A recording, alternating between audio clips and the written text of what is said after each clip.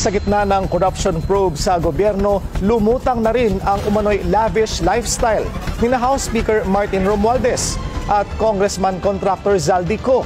Bumili si Romualdez ng 2 Gulfstream private jets mula kay ultra-bilyonaryo Lucio Tan. Ang isa raw ay pre-owned G150 na nagkakahalaga ng up to $8 million. Ang isang G550 na posibleng umabot sa $35 million o 2.6 billion pesos.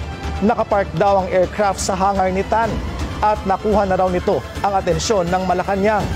Si Zaldico naman na nasa Amerika, pinupull out na umano ang kanyang sariling fleet ng luxury jets at choppers sa Pilipinas. Ayon sa mga dokumentong nakalap ng bilyonaryo, pinaparegister na ng kanyang Misibis Aviation ang fleet nito. Partikular ang umano'y Gulfstream G350 na may halagang $36 million. Ang namumuno sa aircraft leasing business ang anak ni Ko na si Michael Ellis Ko. Meron din umanong 5 luxury Bell choppers ang Misibis Aviation na ginagamit para ihatid ang guests sa luxury resort ng